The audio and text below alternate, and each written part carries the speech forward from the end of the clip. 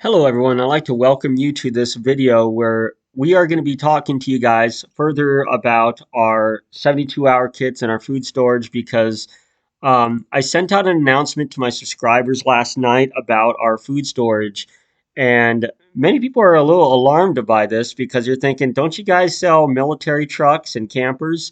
But the full 100% reason why I'm doing this business is that I want to help you guys be prepared in case a disaster happens.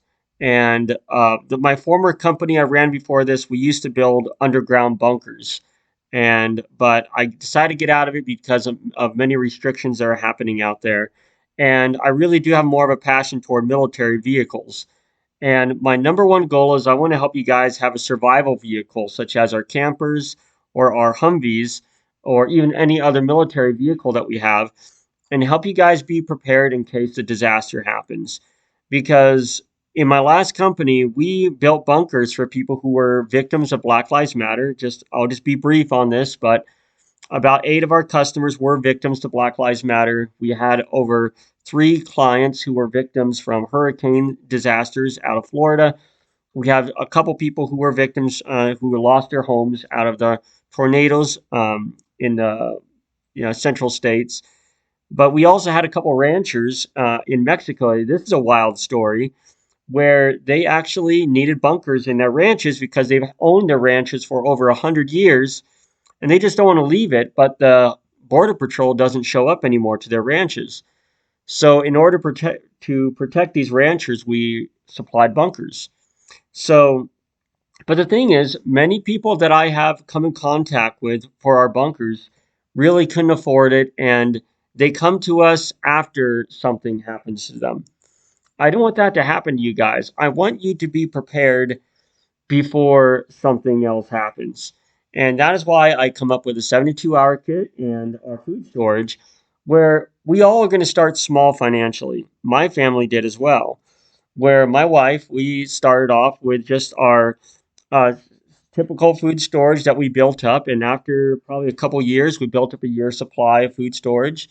And then we moved on to having our off grid camper. And now we have our bug out plan where we can be out of the city in about 30 minutes with our four wheeler, our camper, and our food supply.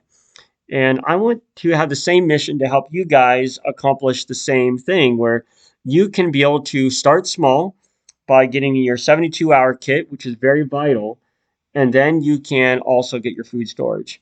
Now, I'm going to share a little story really quick on just something super simple because I've not been a victim to anything crazy, but I want to tell you how important a 72-hour kit is, in my opinion. Now, here are some pictures where I was on a little road trip and I was looking for some property for a bunker out of around the Salt Flats in Utah. So you see on the photos here, I took my truck and I drove through the Salt Flats, and it was a lot of fun. I went about 65, 70 miles per hour on the Salt Flats. Probably shouldn't have done that, but it was a lot of fun. But when you go through the Salt Flats, you're going to come across areas that are extremely soft. And my truck, as I was driving along, I slowed down, and then I just dropped. And the truck bottomed out, and I was in the middle of nowhere, not a soul in sight, and I just couldn't find any help. But thankfully in my truck, I do have a 72-hour kit. Now the photo of this 72-hour kit you see here is not exactly what we sell here. And I'm going to tell you why I set up our 72-hour kit the way I did. But this one I set up, I just wanted something simple with MREs. I had these MRE bags, which are meals from the military, but they don't last forever. They only last about 3 or 4 years. Um, but they taste okay, but they're not the most delicious meals in the world. But I had about 4 to 5 MREs in my backpack there. I had a first aid kit. Um, I then had one of the most valuable things was that radio. I had a radio with a charger on it, or a USB charger. And my truck, I only had about a third of a tank left, and because I knew I had plenty just to get back to the next gas station, maybe about an hour away. So, actually, no, I think I had a little bit less than half a tank. This is about a year and a half ago, so I'm trying to remember. But I knew that I didn't want to waste my fuel by running my engine to charge my phone. So I used my 72-hour kit to use my crank there and charge my phone up. And the closest road was probably about 2 or 3 miles away. So I got my 72-hour pack and I walked to the closest road and I had 0 bars on my phone.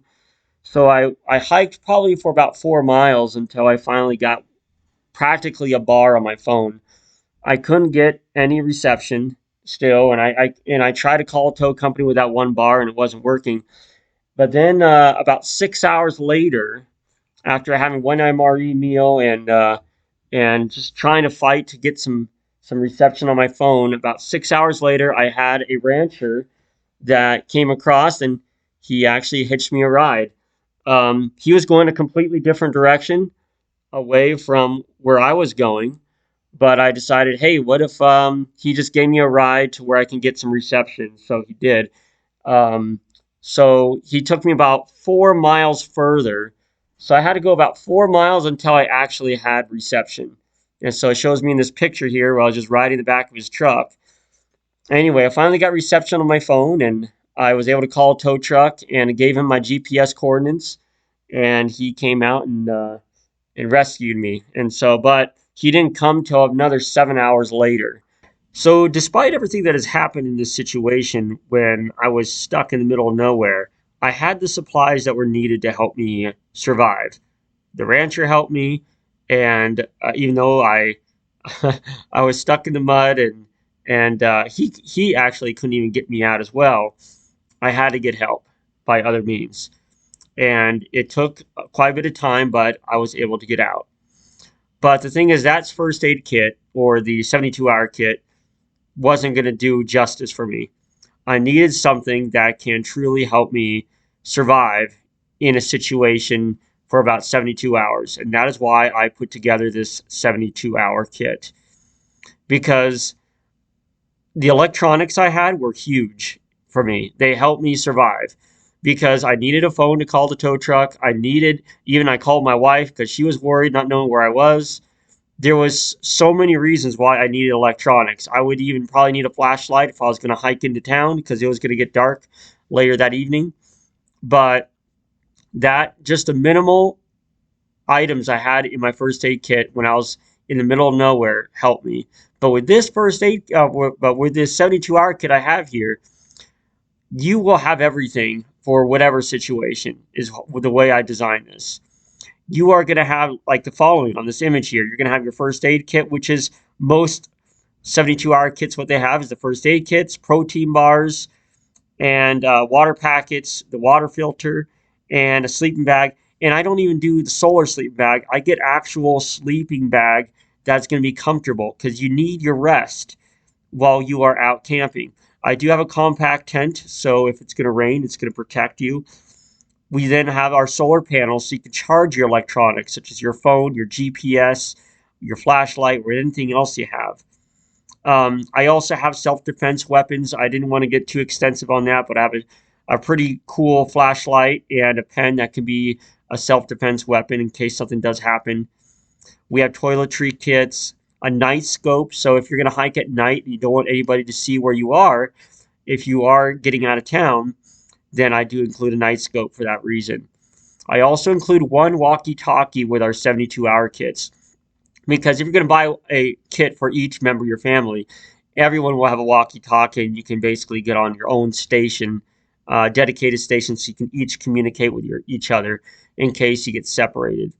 Um, and then now I do put on here the compact sleeping bag, and I was debating this, and I wanted your feedback on this presentation. That I have this cheesy looking uh, it's like a blanket that turns into a coat or almost like a poncho.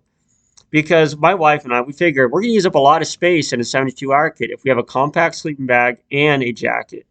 So why don't we actually have something all in one? Something that is actually something to keep you warm while you're walking, but you can also use it when you're sleeping. And we really like this idea of using this poncho where it's a little bit more bulky than a solar poncho, but it's not going to go all over the place in the wind. It's going to be something that will truly keep you warm. And that's what I like about this. It's very compact, keep you warm, and you can use it for while you sleep. And that's why we like this idea. And the final thing to mention about our 72-hour kits is our EMP proof backpack. This backpack is made to protect all your electronics. In the type of warfare we are in today, I don't think that they want to do nuclear war in the world, in my opinion. But the biggest thing I would not be surprised to happen in the world is an EMP weapon.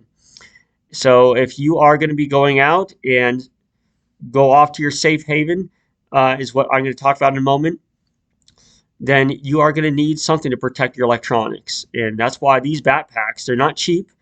For retail cost, these packs sell for about $400.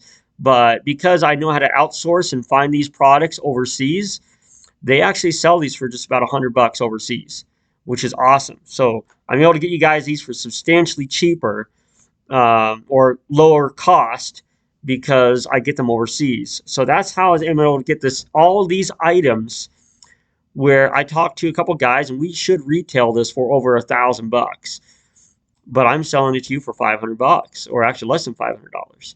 So it's pretty awesome. So I have either a pack for an adult or we can provide one for a child, where it's a smaller pack for a child and has the space needed to supply these similar products. So guys, my number one goal is I want you to be prepared. Um, if you can't afford a Humvee, if you can't afford a military truck or an off-grid camper, at least get a 72-hour kit and at least 30 days of food supply. And hopefully the world will come back together in 30 days. But if it doesn't, I highly recommend you to try and plan out something with your family to set up a safe haven somewhere. And I'm going to mention that in a video. I have a promo video on our emergency supply page, where I want you to get a safe haven set up somewhere. If it be at a family residence, if it's out in the woods with your bug out camper or your Humvee, you need to set up a safe haven somehow so you can be able to protect your family and have 72 hours to get there. Your 72-hour kit is not just to wait until the lights go on. Your 72-hour kit is to get you to your safe haven in 3 days before things get worse. And that's why I designed this. So if you guys do have any questions, please let me know. I'm really trying to do everything I can to make this better and more efficient for everyone to be better prepared and have the most affordable vehicle needed to be off-grid. But I do appreciate your time watching this video. Hopefully I didn't take too much of your time, but this is really important to me. This is very, very important to me. And I really hope this adds value to you as well. But I do appreciate your time, and I wish you a wonderful evening.